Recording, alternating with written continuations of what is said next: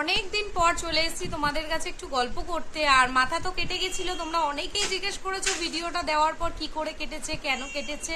খুব ভালো লেগেছে ভিডিওর কমেন্টস গুলো দেখে, আর খুব ভালোবাসা দিয়েছো। চেনা মানুষ অচেনা মানুষ সবাই খুব ভালোবাসা দিয়েছো, এটা দেখে খুব ভালো লেগেছে। আর এখন আমার মাথার কাটাটা পুরোপুরি মোটামুটি ঠিক হয়ে গেছে, তো তার জন্য ভাবলাম তোমাদের কাছে একটু আসি, এসে একটু গল্প করি।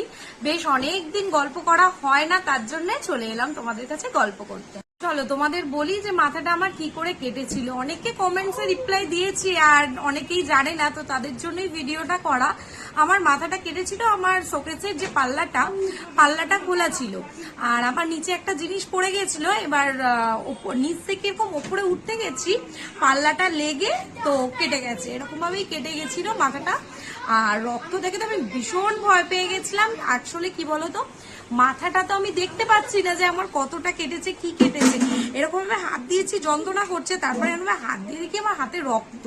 ব্যাস ওইখানে আমার ভয়েতে কান্নাকাটি আরম্ভ করে দিয়েছি যে স্টিচ করতে হবে না। তো আমার না স্টিচে ভীষণ ভয়, তো সেই ভয়েতে আমি আরো কান্নাকাটি করতে আরম্ভ করে দিয়েছিলাম।